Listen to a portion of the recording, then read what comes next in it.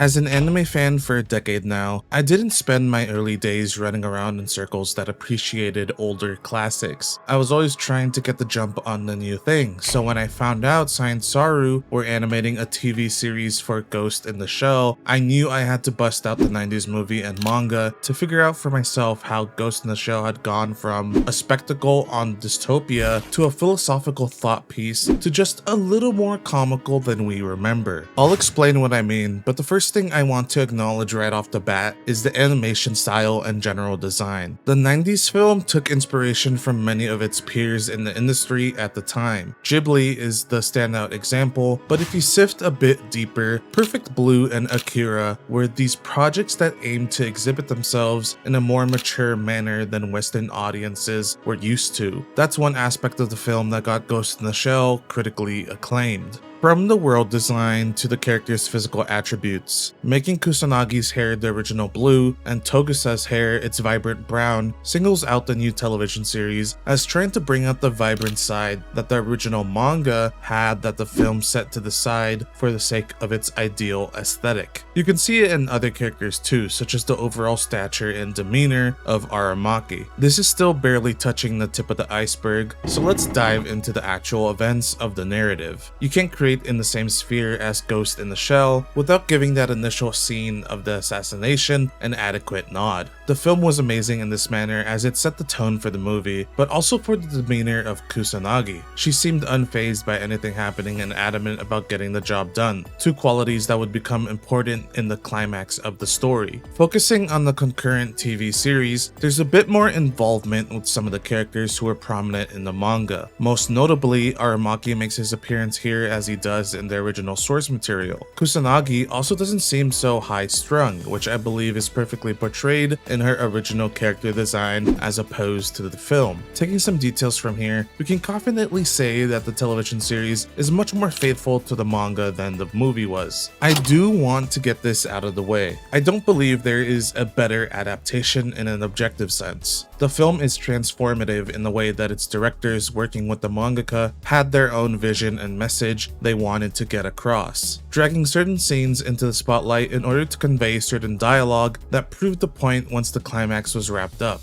For a smaller scale project, it was the best they could have done. In that same way, it's also not wrong to have a preference for how the original source material told the story. I prefer it in this way, but that's because I like character storytelling. The 90s movie was a vehicle for philosophical spectacle. Granted, the original manga also has that, but during certain portions only. The film wrapped itself in that spectacle so as to function as an aesthetic, something we see with a lot of the B-roll of the city and the life within it. Anyhow, going back to the timeline of events as presented in the TV series, there's a little montage describing how Kusanagi came into contact with public security after the fact of this assassination. She is the one who initially offers herself and her team up to be a part of their organization. Compared to the film and its interpretation of the story, how Kusanagi ended up working with Aramaki speaks to different volumes of timelines that could all be true. In my understanding of the story from the source material and the television series, this contact was the beginning of the negotiating of a deal. Kusanagi wanted her team to have a foothold in the special ops industry, but she couldn't do it without the bureau. However, there's also the fact that Kusanagi does not want to become their lapdog who barks at their command. They were going to form a relationship of equal standing with proper qualifiers. Compared to the 90s film, Kusanagi seems like she's stuck between a rock and a hard place. Once you recognize this, it makes more sense why she was so adamant about chasing Project 2501 the way she did. The conversation that Bato and Kusanagi have on the boat is a prime indicator of the tone that the directors at the time wanted to set for the IP in their interpretation of it. Moving forward to today, Ghost in the Shell is shedding its skin for a new look.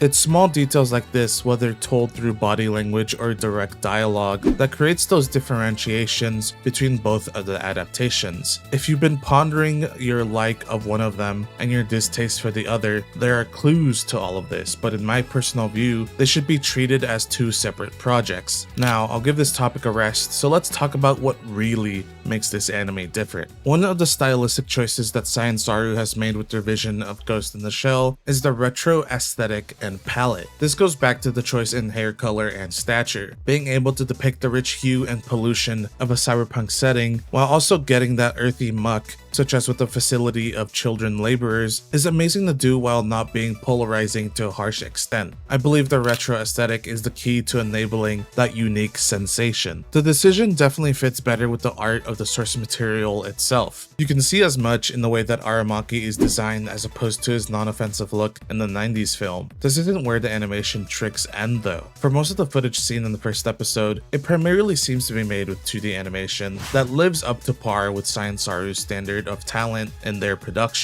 Using the cyberpunk setting to their advantage, utilizing UI and interfacing that might seem a bit awkward given regular animation, the animators make use of 3D spaces. While it might seem simple enough, it's constructed in a way that leans into that advanced technology that is always being rushed, innovated, and improved upon. A key factor of a society that is advancing too fast for its own good, perfect for cyberpunk settings. These were some of the small things in the animation that excited me upon my first watch. There could be plenty more, but I still want to touch on some other details that I believe are important for both first-time viewers and long-time lovers of Ghost in the Shell. Firstly, the music choices between the film and this television series are vastly different, and I'll explain my take on why that is. As we've established, there are themes that are, so far, different across the adaptations. The film wants to make it entirely clear that their focus is on identity, who we are as people in relation to the world surrounding us, and how far we can stretch our freedom alongside our circumstances. This sounds like a lot saying it out loud, ethically so, and therefore the soundtrack used in the movie is ponderous and distant compared to the television series up close and in the business sort of energy. Upon hearing the hymns while overlooking the cyberpunk city, the 90s film's soundtrack plucks on a cinematic and theatric string. It works how it was planned to be used. Everything, especially the subject matter of the story, seems distant from the reality people knew at the time. With the TV series that is being adapted today, you have a lot more soulful music, meant to mirror the new soul that was given to the characters and the world. The story beats of the first episode handled exclusively through the music was wonderful. From the scene driving across the bridge giving some close and personal groove, to stern techno during action scenes that made you feel in the combat. That final performance of suspense as the commanders faced each other transformed into pure soulful relief as Kusanagi takes him out. You can tell, not only in the soul variety, but the style through which they're choosing, that this isn't a spectacle, but it's a lot more intimate as a narrative. Overall, I believe this new Ghost in the Shell is perfect for you if you keep an open mind. It presents a new side to Kusanagi in Section 9 that the original film never got to get across. I won't say one is better than the other, but I will say that I do prefer this TV series to the 90s movie. It's my personal preference, and I would love to hear some of your thoughts in the comments down below. That'll be all from me. If you enjoyed this video, drop a like and subscribe because I plan on making a full series breaking down some of the finer aspects about this new adaptation that we're getting. Let me know about topics you want me to cover regarding the show or anything else coming out in this anime season. Other than that, I hope you all have a great day. See you all soon, you cool people.